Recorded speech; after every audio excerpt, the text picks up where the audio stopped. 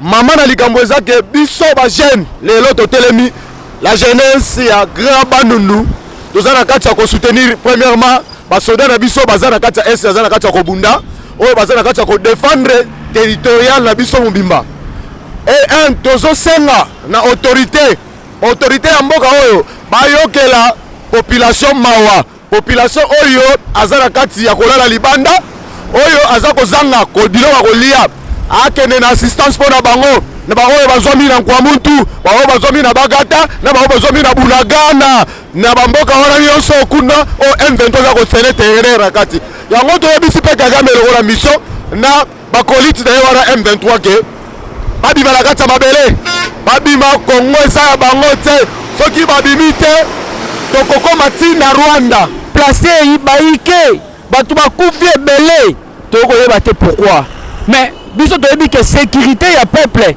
ezalaka na maboko ya l'État mais boni bato bakokufa na kwa mutu bakokufa na Bagata on dirait tozali na l'État te yango lelo toye koyebisa l'État po l'État zali papa na mama ndenge balobaka soki okili politike ekolanda ata na sani ya kolia to mpe na mbeto ya kolala oyo likoloba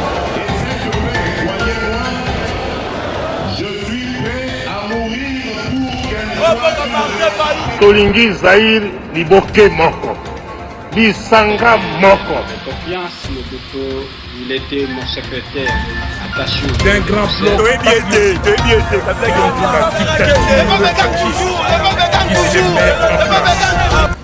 Oui, bana Congo, bomoni biso ba jeune ya espace Grand Bandundu. Tozali ko tambola, to bandi banda Pascal, ti tozo ko chiter na échangeur. Réclamation na biso ezali tozali kosenga kimia na Congo. Kimia na Congo parce que ceux qui kimia ezali te biso to vivre malamu te. Kimia na est ya Congo, kimia na l'ouest na Congo précisément na Grand Bandundu na Kwamutu pe na Bagata. Bisika wana kimia ezali te bandeko na biso bazali kuna ba ko souffrir. Ba déplacer baike, batu bakufi ebele. To koyeba te pourquoi. Mais biso toyebi que sécurité ya peuple ezalaka na maboko ya l'État mais boni bato bakokufa na Kwamutu bakokufa na Bagata on dirait tozali na l'État te yango lelo toye koyebisa l'État po l'État zali papa na mama toye ko interpeller yeke ayeba kotia ko bakisa ba effectif kuna na Kwamutu na Bagata pour que sécurité ya bato pour que sécurité ya bandeko kuna bazala kimia ezali te na este ba M23 ba botoli biso ba territoire na biso oyo biso tozali na posa ke territoire na biso nyonso ezala maboko na biso to lingiti ingérence ya communauté internationale yango omoni ke ba jeune to sangani tozali ko marcher pona ko dénoncer wana nyonso wana mais oyo ya mutula tozali ko senga ezali pe tozali ko luka kimia e kimia wana ezali te ke bapaya ba oyo tela biso kimia wana ezali biso moko ba congolais to pesa kimia na mboka na biso yango surtout na espace Grand Bandundu parce que awa biso tozali ko représenter jeunesse espace Grand Bandundu tozali ko senga d'abord unité na biso pe bana ya Bandundu ba ressortissants ya Bandundu nyonso tozala na unité banoko na biso ba dignitaire na biso mais ba yebisaka biso ka bino bovanda esika moko te bosololaka te mais bato bakokufa bino banoko bokotala biso mais biso toyebi ke soki problème eza na kati ya famille banoko nde batelemaka boni bino banoko bokotala bato bakokufa mais bino ata lilobo bolobaka te c'est pourquoi omoni ke biso jeunesse tokoma omona bino kola bokomi basuspect il faut bosala quelque chose mpona Grand Bandundu kimia ekota biso banda tobotama ti nde tokoli boye totikala koyoka bamassacre na kati ya espace ya Grand Bandundu te mais boni bamassacre ekomi kosalema boye et l'État oyo aza censé kotia kimia akoyebisa biso ke ya le main noire wana biso tokomi tuna eza banani yango bino banoko na biso badignitaire na biso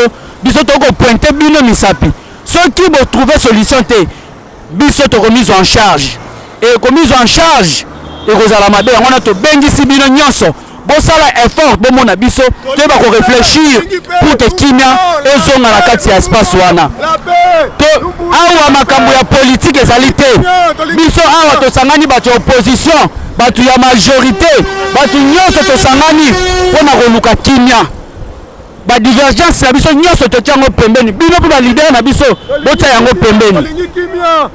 pembeni pour que kimia ezonga na kati ya espace na biso.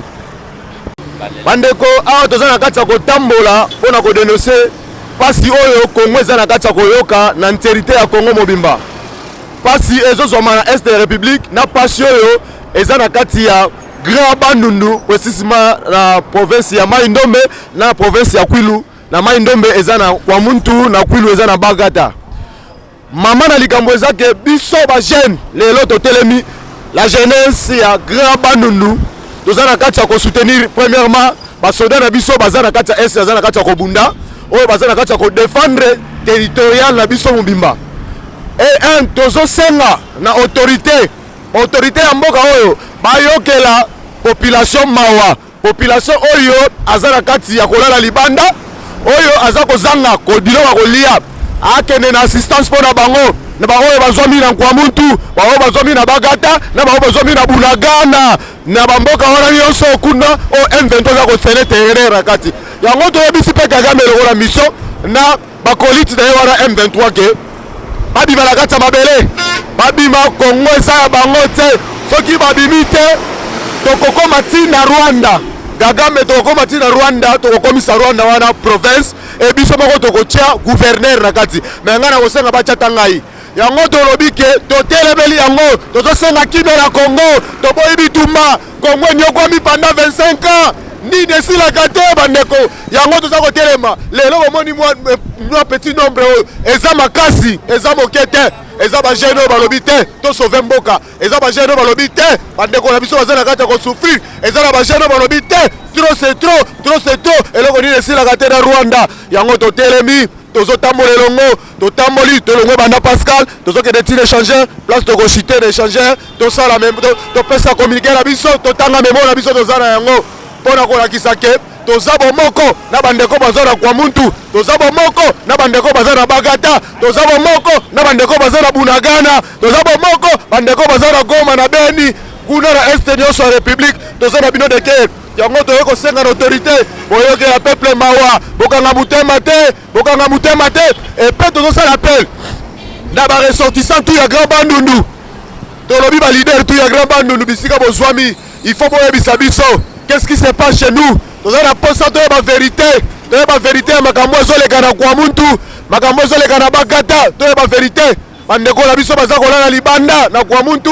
bandeko na biso bakolala libanda na Bagata likambo toyebi mama na likambo te yango tozolisa baautorité na biso oyo nyonso ya Bandundu bamikolo nyonso ya espace Grand Bandundu tokotanga bakombo na bino bakimbuta baweranson bango nyonso bafali pupa bavemu badede mupasa bino nyonso tobengi bino boya boyebisa biso oyo koya te amona bajene ya Grand Bandundu seke aza complice na makambo eza koleka tokodenonse yango partout tokokende tokodenonse yango mama na likambo yango wana toza kotambola malembe ti dosité place tokoloba makambo tozala yango ya motuya.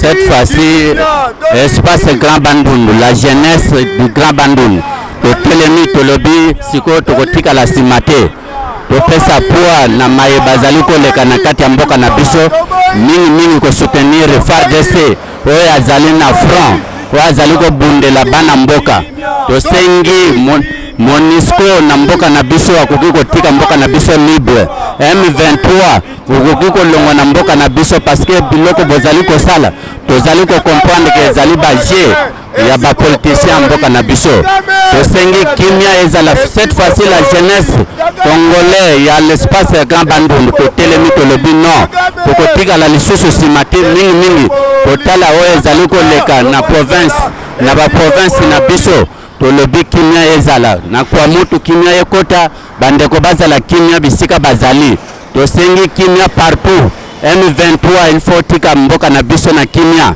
bato nyonso bazali ko soutenir M23 cette fois-ci tokozula bino solution tolingi nyonso oyo ezala na kimia parce que jeunesse ya lelo oyo tozali ko progresser te pona bino oyo bozali ko sala bolingi te jeunesse azwa kimia na mboka na ye yango wana espace Grand Bandundu tolobi tosangana tosimbana topesa na idée tozwa charge oyo nyonso oyo bazali ko memisa biso kati na mboka na biso boya ebele tosimbana tozala mutu moko pona ko sauver mboka na biso mutu moko ko sauver mboka te kasi soki tosimbani ebele mboka ekozwa solution totika la simate tozala wana pona kolobela maye ezali koleka kati na pays na biso oyo marche tosali eza juste échantillon pona kolakisa ke toza déterminé toza vraiment prêt ya kobundela intégrité ya territoire na biso toza prêt ya perdre même pas 1 centimètre tozo dénoncer complicité ya communauté internationale la makambo ezo salima na Bunagana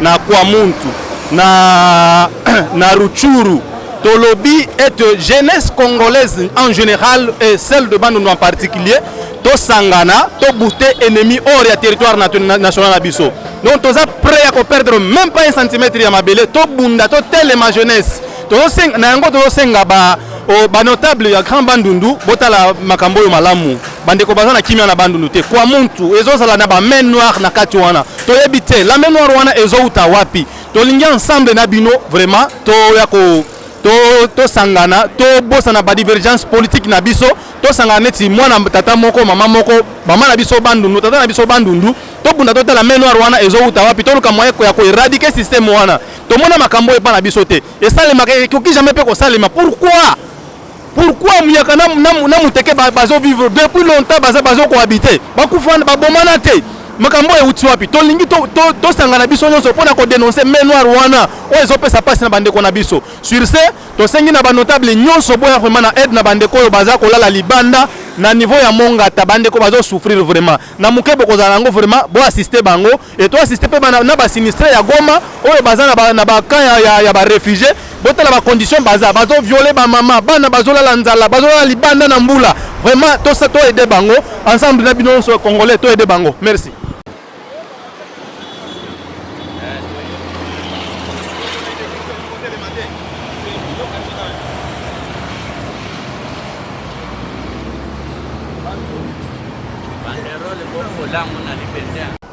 Mémorandum adressé au président de la République, à la communauté internationale, au Parlement de la République démocratique du Congo, suite à l'insécurité due au conflit foncier Teke-Yaka et à la rébellion à l'est de la République démocratique du Congo.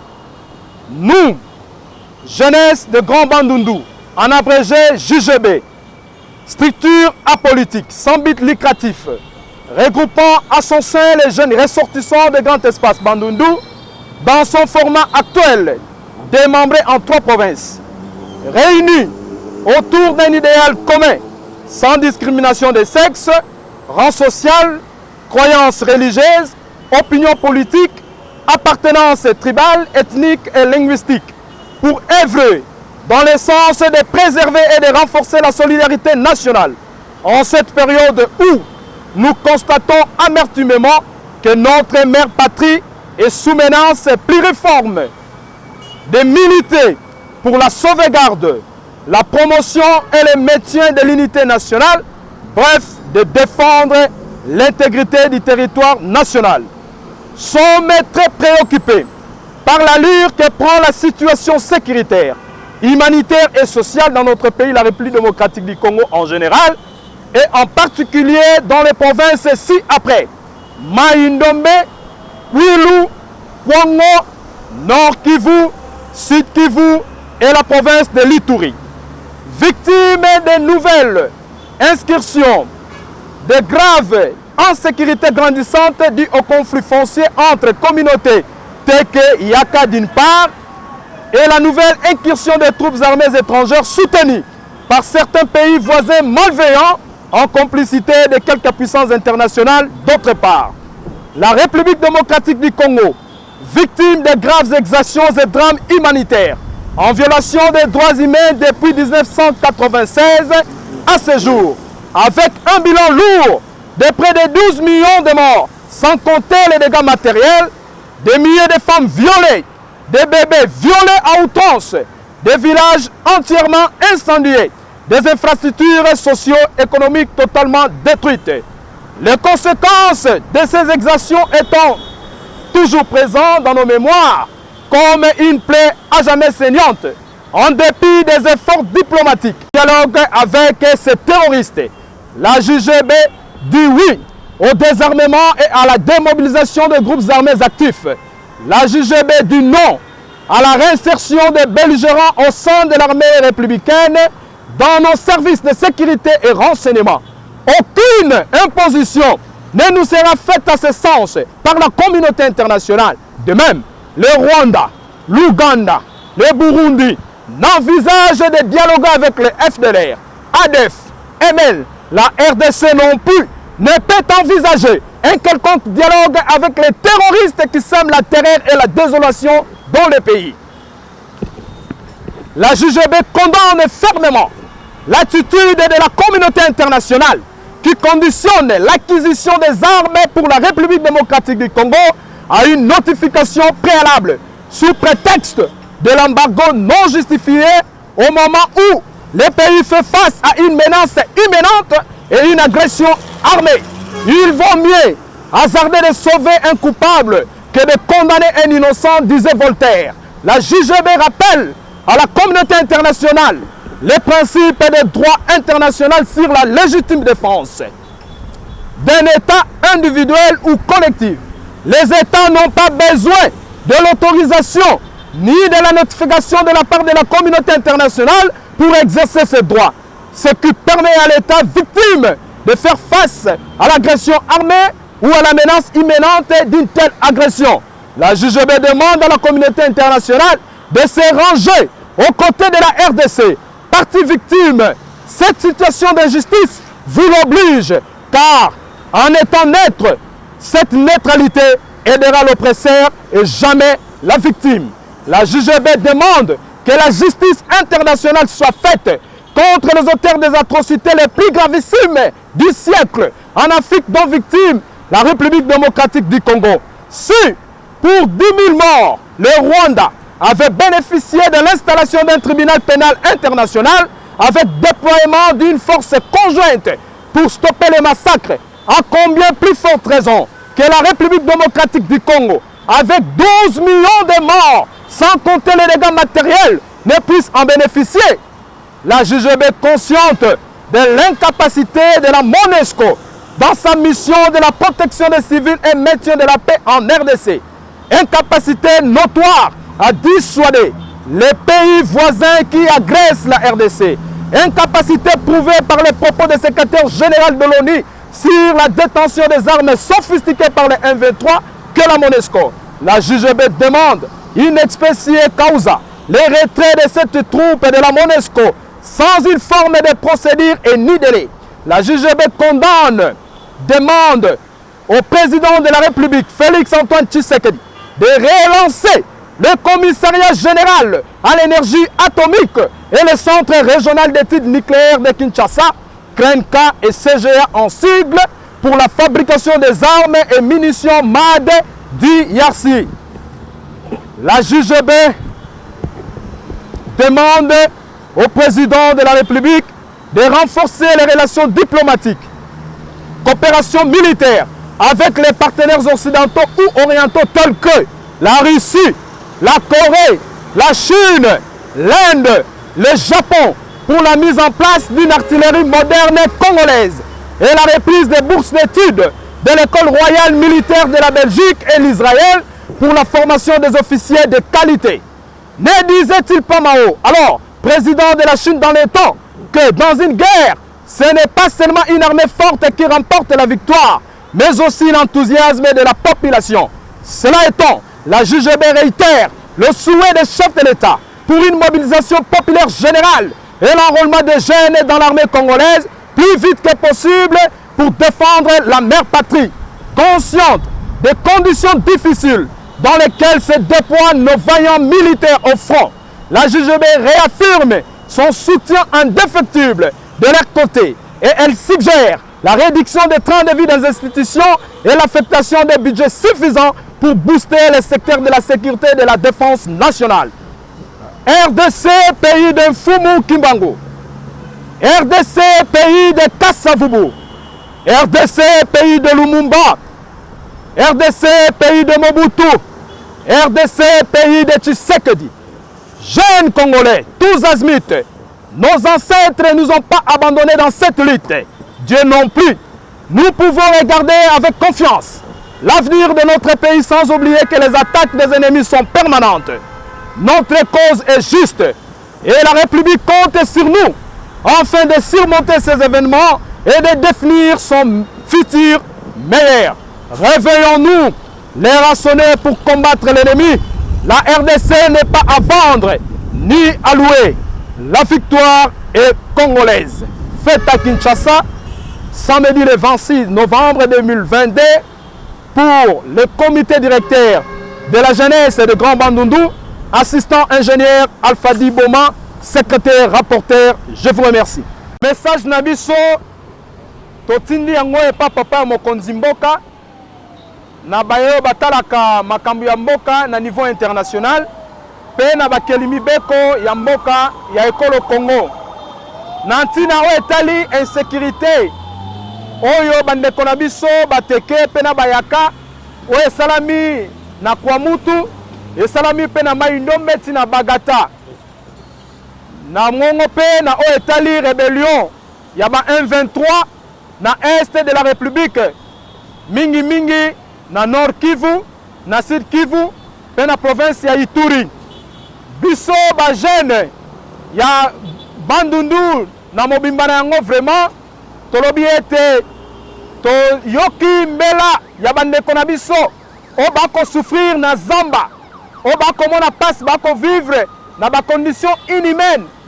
Tolobi ete to bimi na nzela pour ya ko partager souffrance ensemble na bango, pe pour na ko senga lisusu na bakonzi ya mboka batala likambo ya insécurité oyo ezoleka na niveau ya Grand Bandundu, na Kwamutu, na Maindombe kuna, pe na Bagata, et bongo pe na este ya mboka na biso. Tolobi ete trop c'est trop. Makamwone bandi utokala. Uto 96, ti lelo, bakrime salami mingi. RDC ezali berceau ya sans imete. Tolobi ete bota la biso likambo wana, boya, comme ma solution. Poete kimia ezonga na mboka. Soki kimia yango eko senga ete botia mire ya séparation poete to silana une fois pour toutes na bandeko nyonso o bazali badongolo miso ba o ya Rwanda, ya Uganda na ya Burundi. Tondimi biso peuple congolais tozali prêt ya kotia mire wana poete sécurité ekota na kati ya mboka. Tosengi na bino pe na bandeko bako souffrir, bako vivre na bazamba, bako zangelo kwa kolia, bako zangela mba na tina ya insécurité ekoteli biso na Grand Bandundu. Tosengi assistance humanitaire, tosengi assistance ya badinitaire nyonso ya Grand Espace Bandundu. Bozali wapi bandeko bako kufa boya kwa apporter solution, kwa apporter mweloko ya kolia, mweloko ya kolata, mwesika ya malamu ya kolala. Et bon, on peut tosengi la communauté internationale. Aza la partie prité. Balongola mae o etali notification. Pote mboka na biso ezo mandoki ya kobundisa ennemi. O azali déjà ensemble na biso. Tolobi na ye boye. Tango moto akobetama. Akoki kokanga maboko te. Esengi na ye pe a se défendre. Kosomba manduki pona RDC. Ezali moyen à défendre pe a sauver peuple. Batika. Botika makambo ya notification avant l'acquisition des armes. Nous sommes contre cette décision. Tosengi pe na bango batala makambo ya massacre o salami na RDC. Tolobi na Afrique ezali ba massacre o ezali gravissime du siècle. 12 millions de morts na RDC kobanda 1996 tilelo ezali mokete. Soki na Rwanda bato moke kaka bakufaki ya 10 000 morts. Bosalaki tribunal pénal international et puis bon déployer force conjointe pour calmer massacre wana et bon pour la unité na mboka na biso Congo avec 12 millions de morts na basio ba violer bango ba bébé ba violer bango biloko na biso côté la biso mbongo ekufi bapiller richesse na biso nini oyo bino communauté internationale bokoki kosala ntango souffrance ezali na kati ya ekolo Congo.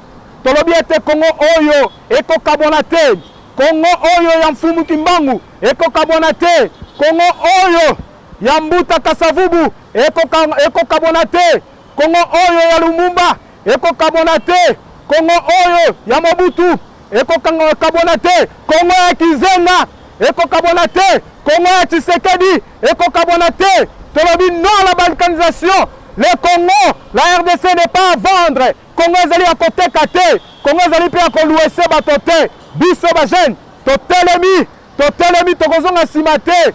To encourager pe ba jeune mususu ba kolanda biso, ba rejoindre les forces armées de la République démocratique du Congo pour faire échec na ba dongolo miso nyonso o ba kotungisa biso. Congo ekolo na biso ya makasi. Nous voulons la paix. Nous voulons la paix. Nous voulons la paix. Toboi Itouma. Toboi Itouma. Toboi Itouma. Merci, nous voulons la paix. Je vous remercie. Onenge balobaka soki okimi politique ekolanda ata na sani ya kolia to pe na mbeto ya kolala oyo ngoloba.